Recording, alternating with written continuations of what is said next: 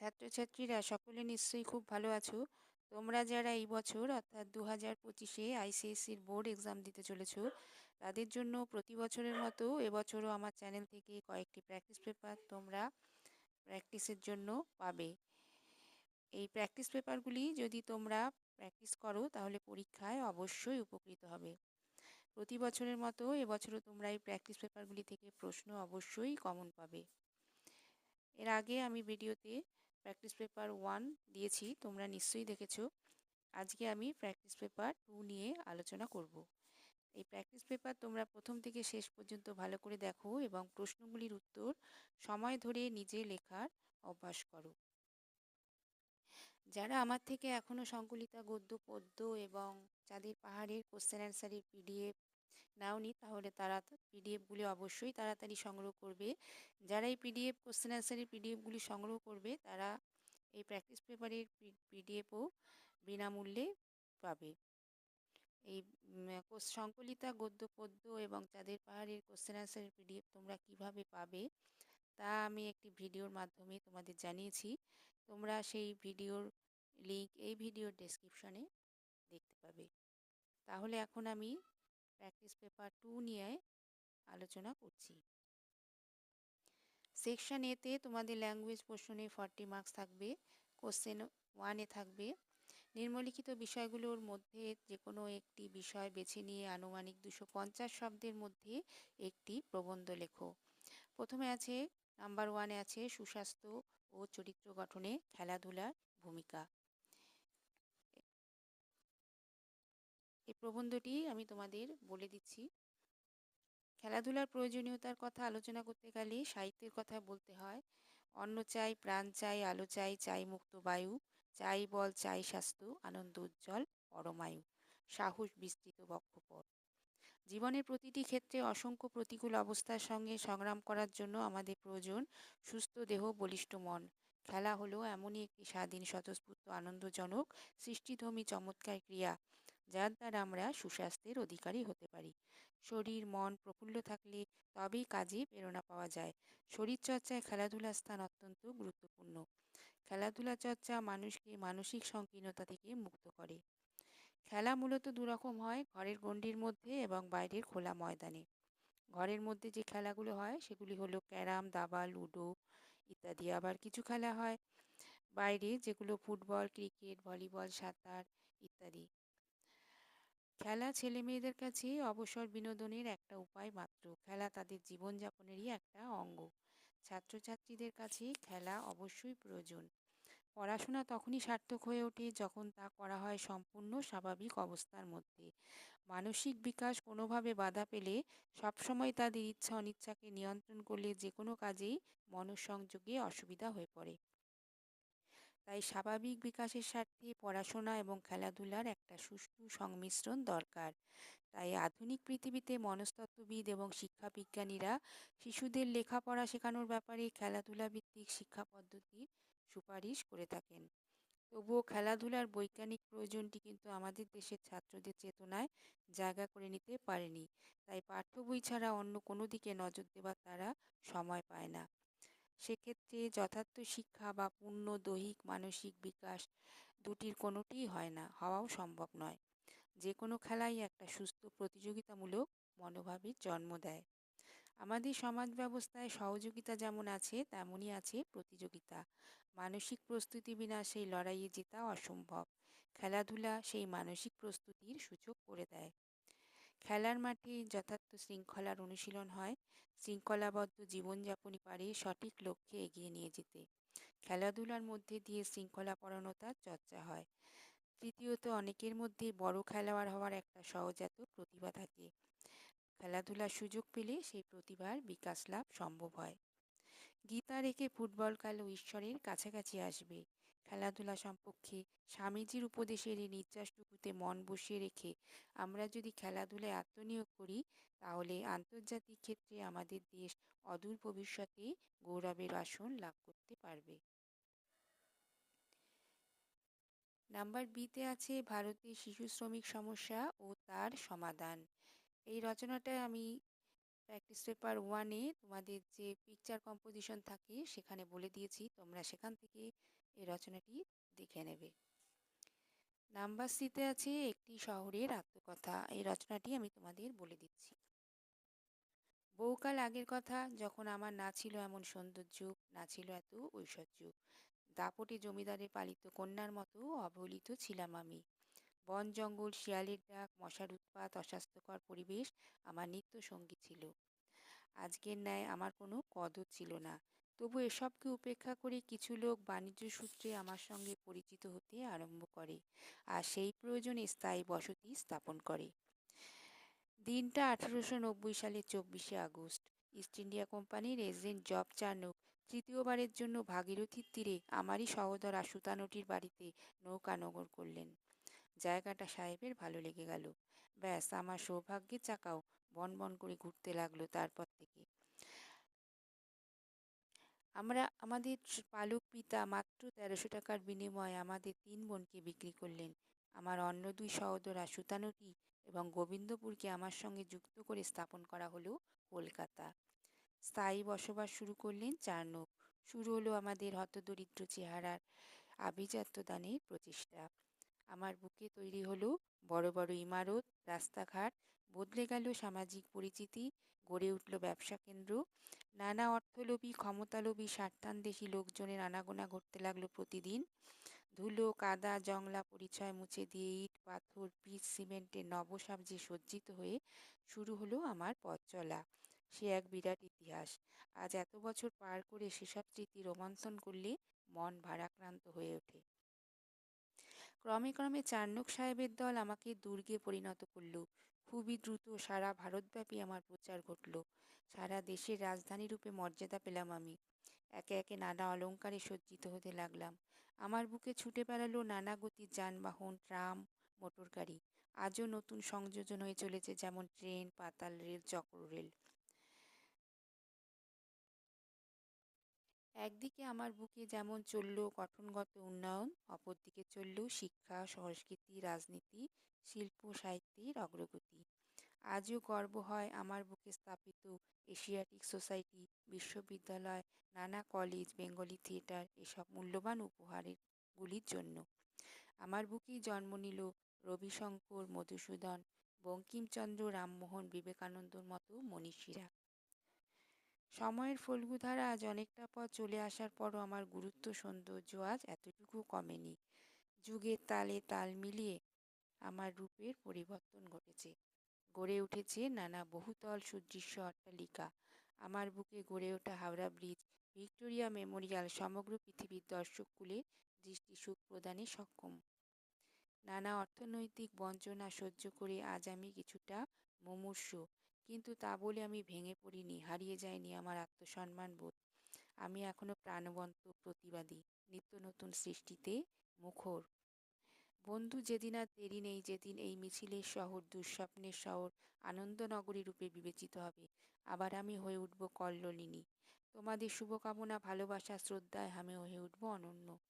আমার বুকে আশ্রয়প্রাপ্ত অজস্র অসহায় মানুষের কান্না যেদিন আর আমি শুনতে পাবো না, যখন আমি নোংরা রাজনীতির শিকার হব না, দূষণের করাল গ্রাস থেকে যখন পাবো মুক্তি, আর তোমাদের সকলের সচেতনতা, সৌন্দর্যবোধের পরিচায়ক হয়ে আমি একদিন সত্যিই হয়ে উঠব তিলোত্তমা কলকাতা। কোশ্চেন নাম্বার ডিতে আছে, চালাকির দ্বারা কোনো মহৎ কাজ হয় না। এই প্রবাদ বাক্যটি অবলম্বনে একটি মৌলিক গল্প রচনা করো। নাম্বার ইতে আছে, নিচের প্রদত্ত ছবিটি ভালো করে দেখো এবং ছবিটির বিস্তারিত বর্ণনা দাও। ছবিটি তোমার মনে যে ভাব ফুটিয়ে তুলেছে তা স্পষ্ট করে লেখো। ছবিটির সঙ্গে তোমার রচনার ঘনিষ্ঠ সম্বন্ধ থাকা চাই। এখানে একটা ছবিটা রয়েছে, তোমরা ভালো করে দেখো ছবিটা। এটি একটি ট্রেন দুর্ঘটনার ছবি। দুর্ঘটনাটি অত্যন্ত ভয়াবহ। কয়েকটি কামরা লাইনচ্যুত হয়ে উল্টে পড়েছে। উদ্ধার কাজের জন্য নামানো হয়েছে সেনাবাহিনীকে। তারা গ্যাস কাটার দিয়ে বগি কেটে মৃত আহতদের বের করে আনছেন। আহতদের দ্রুত চিকিৎসার জন্য অ্যাম্বুলেন্স পরিষেবাও প্রস্তুত আছে। স্থানটি একটি ধ্বংসস্তূপে পরিণত হয়েছে। দেখে মনে হচ্ছে যে এখানে বহু মানুষ হতাহত হয়েছে। আশেপাশে কোনো জনবসতিও নেই। স্থানীয় লোকজন উদ্ধার কাজে হাত লাগিয়েছে। এটিকে বিস্তারিতভাবে তোমরা লিখবে। কোশ্চেন নাম্বার 2-তে আছে, নিম্নলিখিত বিষয় দুটির মধ্যে যে কোনো একটি বিষয় নিয়ে আনুমানিক 120 শব্দের মধ্যে একটি পত্র লেখো। এখানে দুটি চিঠি দেবে, তোমাদের যে কোনো একটি বেছে নিয়ে লিখতে হবে। নাম্বার এতে আছে, স্কুল থেকে বাড়ি ফেরার পথে তুমি একজন বৃদ্ধ মানুষকে অসুস্থ অবস্থায় রাস্তায় পড়ে থাকতে দেখে কিভাবে তাকে হাসপাতালে ভর্তি করে তার বাড়ির লোকজনকে খবর দিলে কথা জানিয়ে বন্ধুকে একটি পত্র লেখো। নাম্বার বিতে আছে, তোমার পাড়ার জল নিকাশি নর্দমা নিয়মিত পরিষ্কার হয় না, এ ব্যাপারে পৌর কর্তৃপক্ষকে নিয়মিত পরিষ্কারের অনুরোধ জানিয়ে একটি পত্র লেখো। কোশ্চেন নাম্বার 3 আছে, নিম্নলিখিত অংশটি পড়ে প্রদত্ত প্রশ্নগুলির উত্তর দাও। এখানে কম্প্রিহেনশনে একটি প্যাসেজ দেওয়া আছে, সেই প্যাসেজটি তোমাদের ভালো করে পড়তে হবে। পড়ে নিয়ে তারপরে কোশ্চেন দেওয়া থাকবে, এই প্যাসেজ থেকে উত্তর নিয়ে তোমাদের কোশ্চেনের অ্যান্সার করতে হবে। তাহলে আমি প্রথমে প্যাসেজটা পড়ছি। বাংলাদেশের চাঁদপুর থেকে কলকাতায় হাজির হলো গরিব বিধবা মায়ের একমাত্র সন্তান। উদ্দেশ্য নিজের মেরুদণ্ডের জোরে প্রতিষ্ঠা লাভ করে মায়ের দুঃখ ঘোচানো। এই শহরে বৈদ্যনাথের এক মামা থাকেন, কিন্তু তার কাছে সে কোনো সাহায্য নেবে না, মাথা নোয়াবে না, বরং আশ্রয় নিল বাল্যবন্ধু বিশুর বাড়িতে। আশ্রয় মানে মূলত মাথা গোঁজা, কোনো মতে মেঝের ওপর খবরের কাগজ পেতে রাতটুকু কাটানো। বিশুদের অবস্থাও তথৈবচ, নুন আনতে পান্তা ফুরোয়, তবু তারা যত্ন আত্মীতে ফাঁক রাখতে চায় না। গো বরং বৈদ্যনাথেরই বেশি, এত তীক্ষ্ণ আত্মসম্মান বোধ কারো কাছে হাত পাতবে না। সবসময় তার মনে আশঙ্কা, সে হয়তো বিশুদের ওপর বোঝা হয়ে দাঁড়ালো। সাত সকালে কোনো রকমে দুটি মুখে গুজে বেরিয়ে যায় কাজের খোঁজে। সারাদিন টোটো করে ঘুরে ঘুরে প্রায় রাতেই বাড়ি ফিরে জল খেয়ে ঘুমিয়ে পড়ে। খেতে অনুরোধ করলে চোয়াল শক্ত করে জানায় বাইরে থেকে খেয়ে এসেছে। বিশু বোঝে মিথ্যা বলছে। এইভাবে প্রতিদিন কয়েক মাইল হাঁটা বৈদ্যনাথের শরীর কতটা নিতে পারত কে জানে, কিন্তু পায়ের জুতোটা নিতে পারল না। বিদ্রোহ করে বসল। পেরেক উঠে গিয়ে যাচ্ছে তাই অবস্থা। বৈদ্যনাথের চূড়ান্ত অবহেলায় সেই জং ধরা পেরেক পায়ে ফুটে গিয়ে সাংঘাতিক ইনফেকশন। প্রবল জ্বর, অসহ্য যন্ত্রণা, শুরু হলো জমে মানুষের টানাটানি। ভর্তি করা হলো কারমাইকেল বর্তমান আরজিকর হাসপাতালে। প্রাথমিক পরীক্ষার পর সার্জিক্যাল বিভাগের হাউস ফিজিশিয়ান সোজাসাপটা জানিয়ে দিলেন, এত গুরুতর সেপটিক ইনফেকশন হয়েছে যে প্রাণ বাঁচাতে গেলে রোগীর পায়ের কিছুটা অংশ বাদ দেওয়া ছাড়া কোনো উপায় নেই। ডাক্তার রায়ের কাছে জানতে হবে এরকম অবস্থায় অ্যানাস্থেসিয়া নিতে পারবে কিনা। কে ডাক্তার রায়? উত্তর, বিধানচন্দ্র রায়। এর পরের ঘটনা অতি অদ্ভুত। বৈদ্যনাথের যে পায়ে সমস্যা তা খুঁটিয়ে দেখে বিধানবাবু বললেন, ধুর, অপারেশনের কোনো দরকার নেই, ওষুধপত্র দিয়ে রোগীর উপযুক্ত চিকিৎসা সম্ভব। বিধানবাবুর চিকিৎসা পর্ব শুরু হলে অল্প কয়েকদিনের মধ্যেই তার মন্তব্য বাস্তবায়িত হলো। ডাক্তার রায়ের নির্ভুল চিকিৎসায় 3 মাসে সম্পূর্ণ সুস্থ হয়ে ওঠে বৈদ্যনাথ। কোশ্চেন নাম্বার কতে আছে, বৈদ্যনাথ কোথা থেকে কেন এসেছিল? অ্যান্সার হবে, বৈদ্যনাথ বাংলাদেশের চাঁদপুর থেকে কলকাতা এসেছিল। সে ছিল গরিব বিধবা মায়ের একমাত্র সন্তান। নিজের মেরুদণ্ডের জোরে প্রতিষ্ঠা লাভ করে মায়ের দুঃখ ঘোচানো তার উদ্দেশ্য ছিল। নাম্বার খতে আছে, বৈদ্যনাথ কোথায় আশ্রয় নিয়েছিল, তাদের অবস্থা কেমন ছিল? উত্তর হবে, বৈদ্যনাথ তার বাল্যবন্ধু বিশুর বাড়িতে আশ্রয় নিয়েছিল। বিশুরা খুব গরিব ছিল, নুন আনতে পান্তা ফুরোনোর মতো অবস্থা তাদের ছিল। বৈদ্যনাথের সারাদিন কিভাবে কাটত? উত্তর হবে, সাত সকালে কোনো রকমে দুটি খেয়ে বৈদ্যনাথ বেরিয়ে যেত কাজের খোঁজে। সারাদিন টোটো করে ঘুরে রাতে বাড়ি ফিরে জল খেয়ে ঘুমিয়ে পড়ত। নাম্বার ঘতে আছে, বৈদ্যনাথকে নিয়ে জমে মানুষের টানাটানি শুরু হলো কেন? প্রতিদিন কয়েক মাইল হাঁটার ফলে বৈদ্যনাথের জুতোর পেরেক উঠে গিয়ে যাচ্ছে তাই অবস্থা হলো। বৈদ্যনাথের চূড়ান্ত অবহেলায় সেই জং ধরা পেরেক পায়ে ফুটে গিয়ে সাংঘাতিক ইনফেকশন হলো। প্রবল জ্বর, অসহ্য যন্ত্রণা হলো। তাকে ভর্তি করা হলো কারমাইকেল হাসপাতালে। নাম্বার উমো, ডাক্তার রায়কে তিনি কিভাবে বৈদ্যনাথের চিকিৎসা করেন? উত্তর হবে, ডাক্তার রায় হলেন বিধানচন্দ্র রায়। বৈদ্যনাথের পায়ের সমস্যা খুঁটিয়ে দেখে বিধানবাবু বললেন তার অপারেশনের কোনো দরকার নেই, ওষুধপত্র দিয়ে রোগের উপযুক্ত চিকিৎসা সম্ভব হবে। ডাক্তার রায়ের নির্ভুল চিকিৎসায় 3 মাসে সম্পূর্ণ সুস্থ হয়ে ওঠে বৈদ্যনাথ। কোশ্চেন নাম্বার 4-এ আছে নিম্নলিখিত প্রশ্নগুলির উত্তর নির্দেশ অনুসারে লেখো। এটি ব্যাকরণ থেকে প্রশ্ন এগুলি। নাম্বার 1-এ আছে এক কথায় প্রকাশ করো চৈত্র মাসের ফসল। চৈতালি, চৌতিসা, চিতল, চিরন্তন। অ্যান্সার হবে চৈত্র মাসের ফসল, অপশন এ চৈতালি। কোশ্চেন নাম্বার 2-তে উপযুক্ত বাগধারা বসিয়ে শূন্যস্থান পূরণ করো। ডাক্তারবাবু দুদিন মেয়ের বাড়ি বেড়াতে এসেও রোগী দেখেছেন, একেই বলে। অপশন আছে ধরি মাছ না ছুঁই পানি, নয় ছয় করা, ঢেকি স্বর্গে গেলেও ধান ভাঙে, তহরম মহরম। অ্যান্সার হবে ডাক্তারবাবু দুদিন মেয়ের বাড়ি বেড়াতে এসেও রোগী দেখেছেন, একে বলে ঢেকি স্বর্গে গেলেও ধান ভাঙে, অপশন সি। কোশ্চেন নাম্বার 3, উপযুক্ত ধনাত্মক শব্দ বসিয়ে শূন্যস্থান পূরণ করো। উঠোনে জড়ো হয়েছে ড্যাশ ধান, রাশি রাশি, হাড়ি হাড়ি, পিল পিল, গাড়ি গাড়ি। অ্যান্সার হবে উঠোনে জড়ো হয়েছে রাশি রাশি ধান, অপশন ক। কোশ্চেন নাম্বার 4, শুদ্ধ বানানটি লেখো।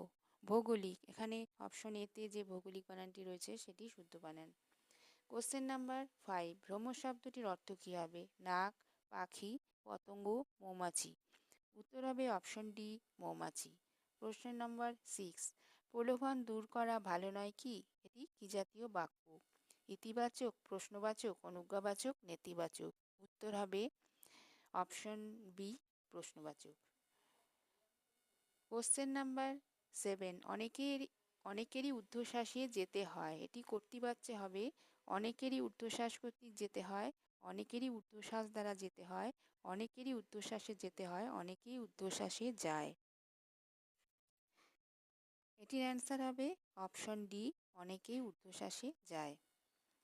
কোশ্চেন নাম্বার 8, হাত শব্দটি অধিকার অর্থে ব্যবহৃত হলে হবে এই সামান্য ব্যাপারে হাতাহাতি করলে সন্ত্রাসবাদীদের হাত করে সে ভুল করেছে, বড়দের গায়ে হাত তুলতে নেই, ব্যাপারটি এখন আর আমার হাতে নেই। অ্যান্সার হবে অপশন ডি, ব্যাপারটি এখন আর আমার হাতে নেই। এবার কোশ্চেন সেকশন বিতেও তোমাদের থাকবে 40 মার্কস। এখানে সংকলিতা, ছোট গল্প এবং কবিতা এবং চাঁদের পাহাড় থেকে তোমাদের মোট 4টে কোশ্চেন লিখতে হবে। প্রত্যেকটি কোশ্চেনের মার্কস 10 নাম্বার করে।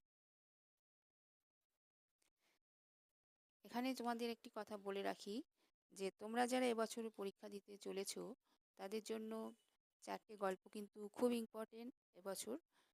4টে গল্প হলো গিন্নি, লালু, নীল মানুষের কাহিনী, লক্ষ্মী। এই 4টে গল্প যদি তোমরা করো এখান থেকে তোমরা 2টি কোশ্চেন অবশ্যই লিখতে পাবে। আর কবিতা থেকেও বলে দিই যে 4টে কবিতাও খুব ইম্পর্টেন্ট, ফুল ফুটুক না ফুটুক, অমলকান্তি, বাবু বলেন, খোকো।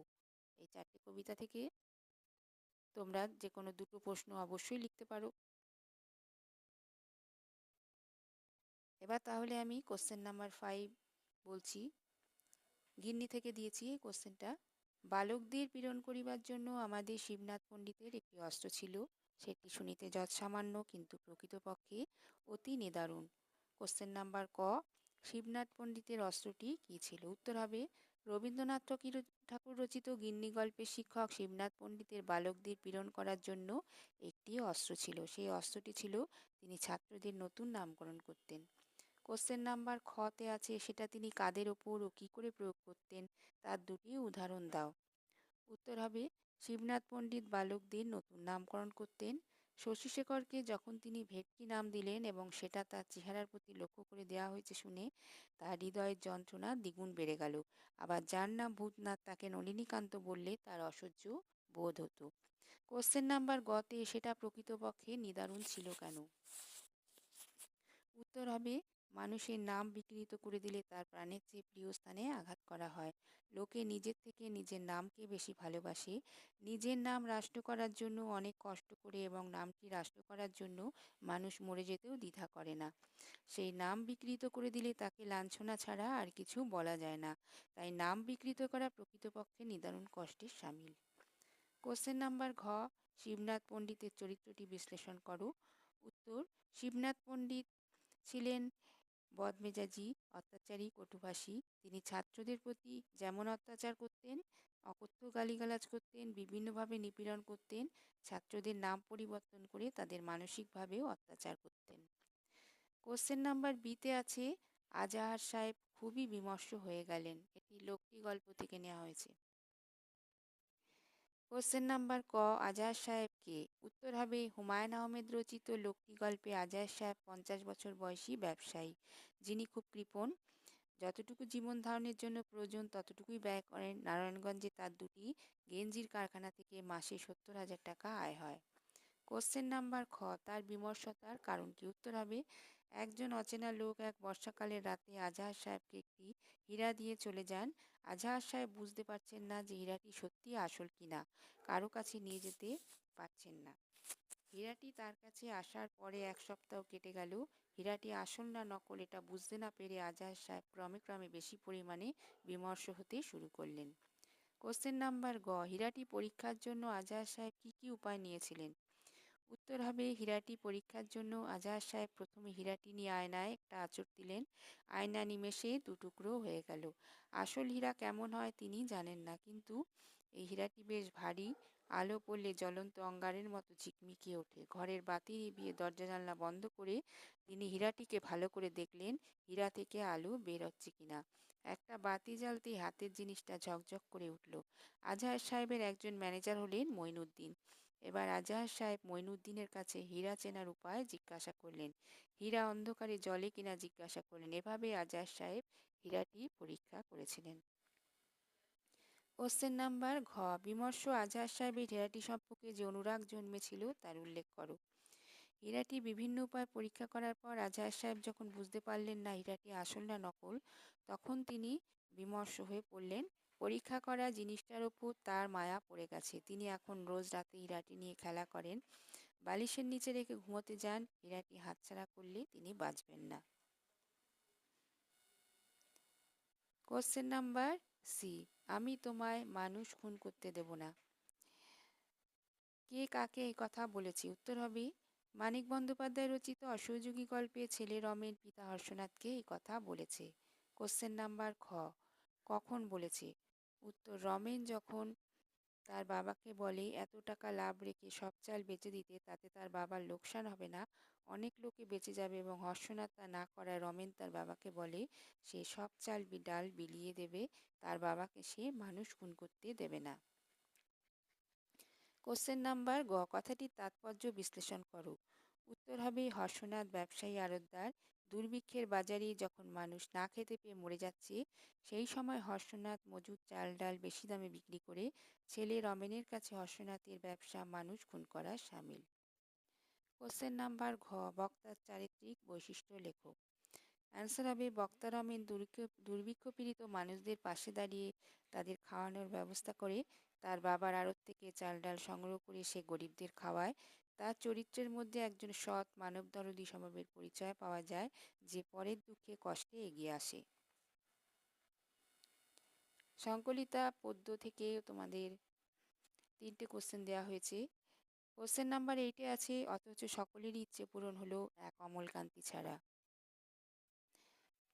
কোশ্চেন নাম্বার ক, সকলে বলতে কাদের কথা বলা হয়েছে, তাদের কি ইচ্ছা ছিল? উত্তর হবে সকলে বলতে কবি এবং তার বন্ধুদের কথা বলা হয়েছে। কবির বন্ধুদের ইচ্ছা ছিল কেউ ডাক্তার হবে, কেউ মাস্টার হবে, আবার কেউ উকিল হবে। কোশ্চেন নাম্বার খ, সকলের ইচ্ছা পূরণ কিভাবে হয়েছিল? কবির বন্ধুদের সকলের ইচ্ছা পূরণ হয়েছিল কারণ তারা ছোটবেলা থেকে জীবনে প্রতিষ্ঠিত হওয়ার স্বপ্ন দেখত, সেইভাবেই তারা জীবনকে গড়ে তুলেছিল, তাই তাদের ইচ্ছা পূরণ হয়েছিল। কোশ্চেন নাম্বার গ, অমলকান্তির কি ইচ্ছা ছিল, তা কি পূরণ হয়েছিল? অমলকান্তি রোদ্দুর হতে চেয়েছিল। বাস্তবের কাঠিন্যতায় অন্ধকার মুক্ত আলোর পৃথিবী তার জীবন থেকে হারিয়ে গিয়েছিল, তার ইচ্ছা পূরণ হয়নি। বাস্তবতা থেকে দূরে সরে, ভবিষ্যৎ ভাবনা থেকে দূরে সরে যে অমলকান্তি রোদ্দুর হওয়ার স্বপ্ন দেখত, সে এখন এক অন্ধকার জগতের বাসিন্দা। কোশ্চেন নাম্বার ঘ, অথচ শব্দটির তাৎপর্য লেখো। অমলকান্তি কবির ছোটবেলার বন্ধু ছিল। কবির বন্ধুরা একসঙ্গে স্কুলে পড়তেন। বন্ধুদের মধ্যে কেউ মাস্টার, কেউ ডাক্তার বা কেউ উকিল হয়েছেন। কিন্তু অমলকান্তি রোদ্দুর হতে চেয়েছিলেন। তার বন্ধুদের সকলের ইচ্ছা পূরণ হয়েছিল, অথচ অমলকান্তি রোদ্দুর হতে পারেনি। সে অন্ধকার এক ছাপাখানায় কাজ করে।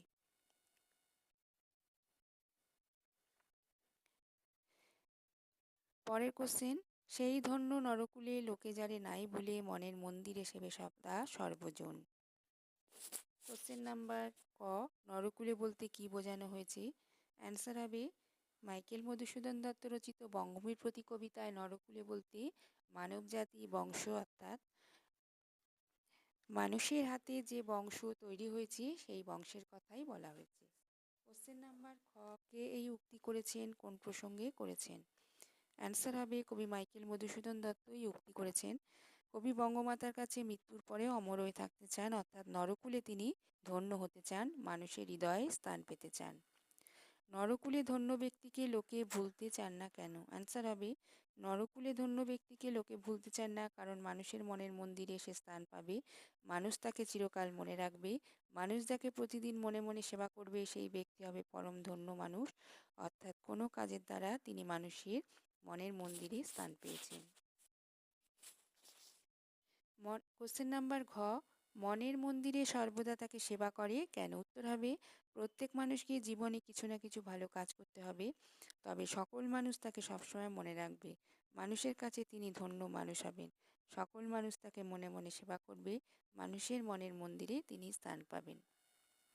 কোশ্চেন নাম্বার পরের কোশ্চেন হলো তাকে ডেকে নিয়ে গেছে দিনগুলো। বক্তা কে?